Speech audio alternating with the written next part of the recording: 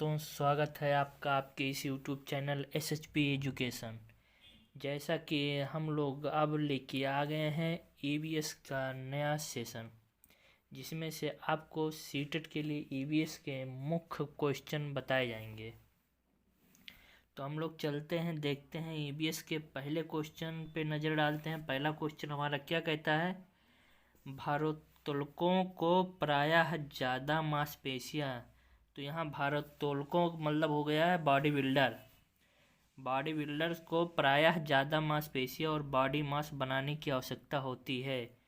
इस उद्देश्य के लिए उन्हें ऐसा आहार लेने की आवश्यकता है जो किससे भरपूर हो? कार्बोहाइड्रेट से भरपूर हो, या विटामिन से, या वसा से, या प्रोटीन से। तो जो बॉडी बिल्डर होते हैं वह मांसपेशियों और बॉडी मास के लिए प्रोटीन का भरपूर सेवन करते हैं। जो कि प्रोटीन होता है, यह जो ऊतक होते हैं हमारे शरीर में मांसपेशियों के निर्माण में मदद करता है। प्रोटीन जो होता है यह अमीनो अम्ल का यौगिक भी होता है। अतः ऐसा होता है कि अमीनो अम्ल प्रोटीन की संयोजक इकाइयाँ मोनोमर्स होते हैं। जैसे दाल, अनाज, दूध, मांस, अंडे और मछली से हमें प्रोटीन भरपूर मात्रा में मिलते हैं। तो हमारा यहाँ ऑप्शन सही हो जाएगा ऑप्शन नंबर डी। हमारा ऑप्शन सही हो जाएगा कौन सा? Option number D. अब चलते हैं हम लोग अपने अगले क्वेश्चन नंबर 2। क्वेश्चन नंबर 2 हमारा क्या कहता है? आगे आपकी स्क्रीन के ऊपर क्वेश्चन नंबर 2 है। रेखा की माँ के लिए रोजाना तालाब से लाए पानी में फिटकरी डालती है। किसके लिए रोजाना तालाब से लाए पानी में फिटकरी डालती है? हल्के निलंबित अपद्रव्यों को अवसादित करने के लिए, कि कठोर जल को मृदु जल में परिवर्तित करने के लिए, कि पानी में मौजूद रोगाणुओं को ख़त्म करने के लिए, कि पानी को रंग रहित करने के लिए। तो यहाँ पे पानी को रंग रहित करने के लिए तो फिटकरी डालते नहीं हम लोग। फिटकरी इसलिए डालते हैं क्योंकि इसमें जो अशुद्धियाँ होती हैं वो तली में बैठ जाती हैं, और जो ऊपर पानी होता है वह पानी पीने योग्य मिल जाता है, जिससे वास्तव में जल का शुद्ध होना जरूरी होता है। क्योंकि इसके माध्यम से ही हमारे शरीर में पोषक तत्व जैसे विटामिन, मिनरल और ग्लूकोज प्रभावित होते हैं। और आप लोग को पता होगा पेयजल का pH मान लगभग 6.5 से 8.5 के मध्य होता है। तो इसमें यह हो गया कि रेखा की माँ, ऑप्शन नंबर यहाँ पे हमारा हो जाएगा ये सही। ऑप्शन नंबर ये, रेखा की माँ हल्के निलंबित अपद्रव्यों को अवसादित करने के लिए रोजाना तालाब से लाए पानी में फिटकरी डालती है। अब चलते हम लोग अगला क्वेश्चन देखेंगे। क्वेश्चन नंबर 3 हमारा क्या कहता है? क्वेश्चन नंबर 3 है हमारा, प्राथमिक कक्षाओं में पर्यावरण अध्ययन के लिए निम्नलिखित सभी सामान्य उपागमों का अनुपालन किया जाना है, केवल इसे छोड़कर। मतलब इसमें से 3 ऑप्शन ऐसे हैं कि जो अनुपालन किया जाता है। एक ऑप्शन ऐसा होगा, या 2 ऑप्शन ऐसे होंगे, या 3 ऑप्शन ऐसे होंगे कि इसे छोड़कर। तो देखते हैं हम लोग कौन सा है। मूर्त से अमूर्त होगा, सरल से कठिन होगा, स्थानीय से वैश्विक होगा, कि अमूर्त से मूर्त होगा। तो जो प्राथमिक कक्षाएं होती हैं हमारी, वह पर्यावरण अध्ययन के लिए मूर्त से अमूर्त, सरल से कठिन और स्थानीय से वैश्विक उपागमों का अनुपालन किया जाता है। और किसका अनुपालन नहीं किया जाता है? अमूर्त से मूर्त की, इसका अनुपालन नहीं किया जाता है। अतः हमारा ऑप्शन यहाँ पे सही हो जाएगा ऑप्शन नंबर ए, केवल डी। कौन सा ऑप्शन सही हो जाएगा? ऑप्शन नंबर ए, केवल डी। अब चलते हैं हम लोग next question number 4। Question number 4 हमारा क्या कहता है? क्वेश्चन नंबर 4 है, पर्यावरण अध्ययन शिक्षण के संदर्भ में राष्ट्रीय पाठचर्या की रूपरेखा NCF 2005 निम्नलिखित में से किसे प्रस्तावित नहीं करती। मतलब जो NCF 2005 के आधार पे जो है पर्यावरण अध्ययन शिक्षण के संदर्भ में किसे प्रस्तावित नहीं करती। ऑप्शन यहाँ पे दिया है विषयानुसार उपागम, ऑप्शन बी है बच्चों के अनुभव और संदर्भों से जोड़ना, ऑप्शन सी है हस्तपरक क्रियाकलाप, ऑप्शन डी है तकनीकी शब्दावली से परिचित कराना। तो हमारे यहाँ पे ऑप्शन सही हो जाएगा ऑप्शन नंबर डी। क्या हो जाएगा? ऑप्शन नंबर डी, तकनीकी शब्दावली से परिचित करना। जो होता है हमारा NCF 2005 की रूपरेखा के अनुसार जो पर्यावरण की शिक्षा के संदर्भ में तकनीकी शब्दावलियां हैं वह परिचित कराना को शामिल नहीं किया गया। अतः हस्तपरक क्रियाकलाप जो हाथों से बनाया जाता है उस विषय के अनुरूप उपागम पर्यावरण शिक्षण को बच्चों के अनुभव एवं संदर्भों से जोड़ता है आदि को इसमें शामिल किया गया है। अतः यहाँ पे हमारा ऑप्शन सही हो जाएगा, ऑप्शन नंबर। क्वेश्चन 5 क्या कहता है, एक विज्ञान शिक्षिका श्वसन प्रकरण पढ़ाने के बाद परीक्षा का आयोजन करती है और यह देखती है कि अधिकांश विद्यार्थी श्वसन और सांस लेने के बीच अंतर को नहीं समझते हैं। यह किसके कारण हो सकता है?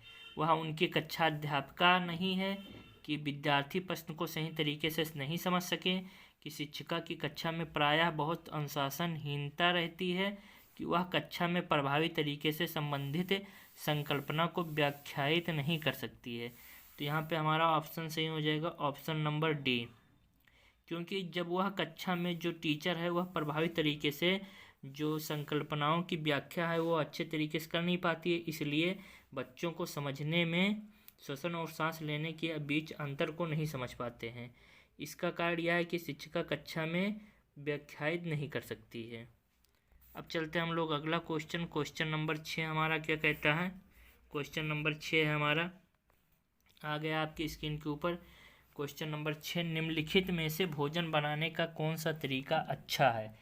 ऑप्शन ए है सब्जियों को काटना और तब उन्हें चलते पानी में धोना। ऑप्शन बी है सब्जियों को काटने और पकाने से पहले उन्हें कुछ समय के लिए धूप में रखना। ऑप्शन सी है बैक्टीरिया नष्ट करने के लिए सब्जियों को गहरे तलते हुए पकाना। ऑप्शन डी है सब्जियों को अच्छी तरीके से धोना और फिर काटना। तो यहाँ पे सभी लोग सब्जी बनाते होंगे, अक्सर देखा जाता है यहाँ पे।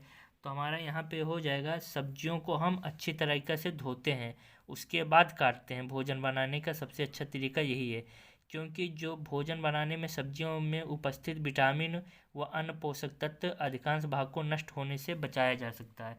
अतः हमारा यहाँ ऑप्शन सही हो जाएगा, ऑप्शन नंबर डी। तो यहाँ छठवें का ऑप्शन सही हो जाएगा, ऑप्शन नंबर डी। अब चलते हैं हम लोग अगले क्वेश्चन नंबर 7। क्वेश्चन नंबर 7 क्या कहता है हमारा, ये मोस्ट इम्पॉर्टेंट क्वेश्चन, इसको आप लोग देख लीजिएगा। क्या है, खेजड़ी वृक्ष के बारे में सही कथन को चुनिए। क्या है, खेजड़ी वृक्ष के बारे में सही कथन को चुनिए। यह वृक्ष मुख्यतः रेगिस्तानी क्षेत्रों में पाया जाता है। इसे अधिक जल की आवश्यकता नहीं होती। यह छायादार वृक्ष है जिसकी छाया में बच्चे खेलना पसंद करते हैं। यह अपने तने में जल एकत्र करता है और लोग पतले पाइप से इस जल को पीते हैं। तो यहाँ पे हम देखते हैं जो खेजड़ी वृक्ष है यह मुख्यतः रेगिस्तान क्षेत्रों में पाया जाता है, ये भी सही है। इसे अधिक जल की आवश्यकता नहीं होती है, यह भी सही है। यह छायादार वृक्ष है जिसकी छाया में बच्चे खेलना पसंद करते हैं, यह भी सही है। यह अपने तने में जल एकत्र करता है और लोग पतले पाइप से इस जल को पीते हैं, यह तो बिल्कुल गलत है। तो यहाँ पे हमारा देखेंगे ए सही है, बी सही है, सी सही है। तो इसमें से कौन सा ऑप्शन हमारा मैच करता है? ऑप्शन नंबर ए मैच करता है, जो हमारा तीनों सही है, ए बी सी। यहाँ डी नहीं होता है, तो इसलिए हमारा ऑप्शन सही हो जाएगा, ऑप्शन नंबर ए। फिर चलते हैं हम लोग क्वेश्चन नंबर 8 देखते हैं। आपकी स्क्रीन के ऊपर आ गया क्वेश्चन नंबर 8। क्वेश्चन नंबर 8 क्या कहता है, प्राथमिक स्तर पर पर्यावरण अध्ययन के लिए अध्ययन के शिक्षण में क्या है, पर्यावरण के अध्ययन के शिक्षण में कहानियों और कविताओं को प्रभावी ढंग से उपयोग किया जा सकता है। पर्यावरण अध्ययन में इनके उपयोग का मुख्य उद्देश्य है सीखने के लिए संदर्भगत वातावरण प्रदान करना। ऑप्शन बी है पाठों को आनंददायक बनाना। ऑप्शन सी है भाषिक कौशलों को बढ़ावा देना। ऑप्शन डी है कक्षा की विविधता की पूर्ति। तो यहाँ पे हमारा ऑप्शन सही हो जाएगा, option number A. Option number A सही हो जाएगा, क्योंकि प्राथमिक स्तर पर पर्यावरण अध्ययन के शिक्षण में जो कहानियाँ और कविताएं होती हैं वह प्रभावी ढंग से उपयोग की जा सकती हैं। पर्यावरण अध्ययन में इनके उपयोग का मुख्य उद्देश्य सीखने के लिए संदर्भगत वातावरण प्रदान करना, इसलिए हमारा ऑप्शन सही हो जाएगा, ऑप्शन नंबर ए।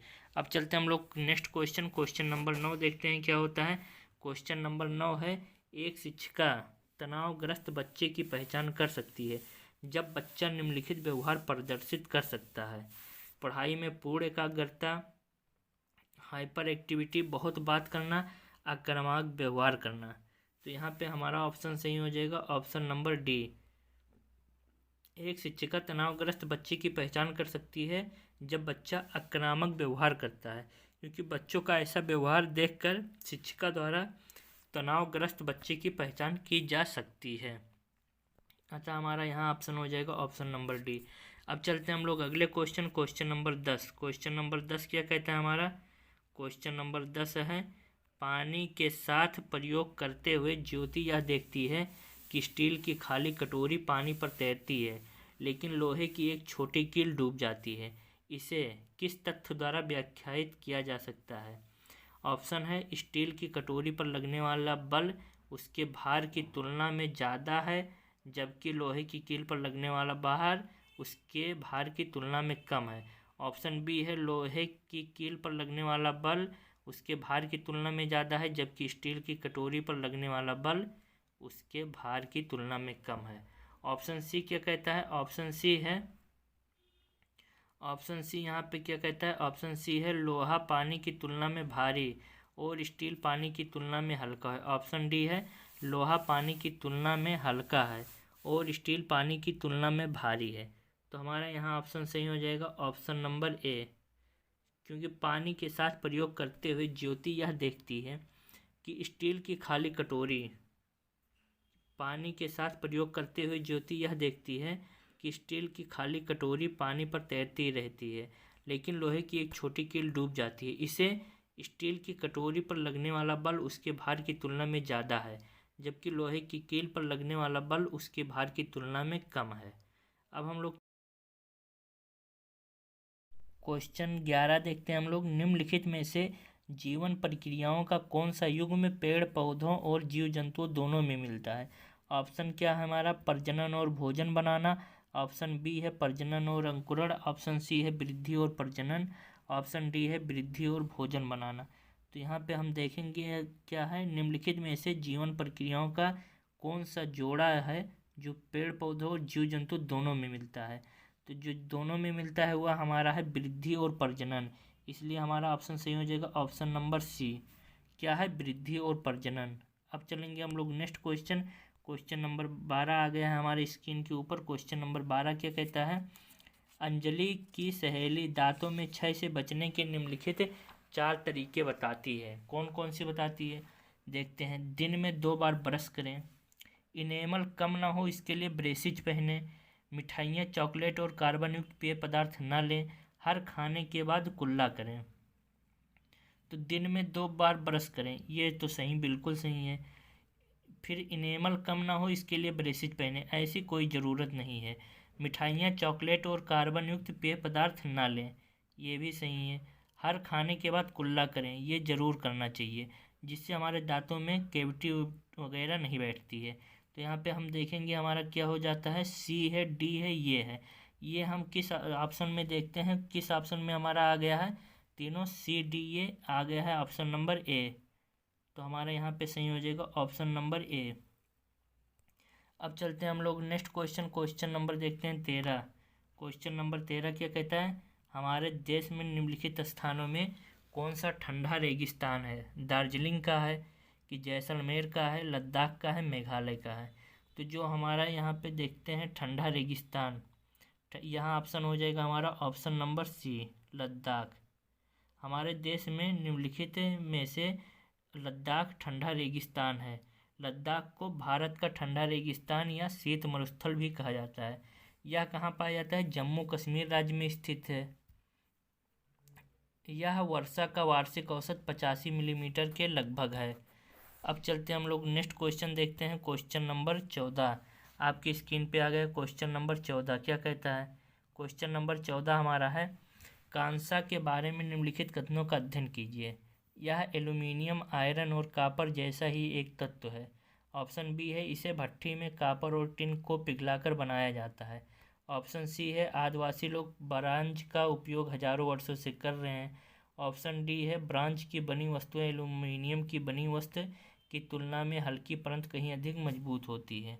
ऐसा तो बिल्कुल नहीं है। आदिवासी लोग ब्रांज का उपयोग हजारों वर्षों से कर रहे हैं, यह बिल्कुल सही है। इसे भट्ठी में कॉपर और टिन को पिघलाकर बनाया जाता है, ये भी सही है। यह एल्यूमिनियम, आयरन और कॉपर जैसा ही एक तत्व है, यह बिल्कुल नहीं है। तो हमारा कौन सा सही हो जाएगा? B C. बी सी हमारे किस ऑप्शन में दिया है? Option number A. तो यहाँ पे हमारा कौन सा सही हो जाएगा? Option number A. अब चलते हैं हम लोग नेक्स्ट क्वेश्चन, क्वेश्चन नंबर 15। यह हमारा लास्ट क्वेश्चन है। क्वेश्चन नंबर 15 क्या कहता है? निम्नलिखित में से कौन से प्राथमिक स्तर पर पर्यावरण अध्ययन में आकलन के लिए उपकरण और तकनीकें हैं? परियोजना कार्य, क्षेत्र भ्रमण, जनरल लिखना या विचार मानचित्रण।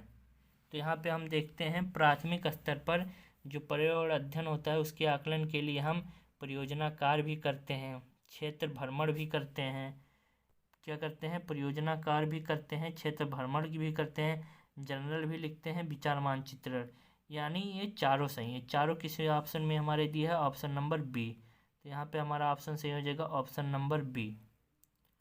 अब फिर चलते हैं दोस्तों, अब अगले सेशन में आएंगे नया क्वेश्चन लेकर। Thank you for watching this video.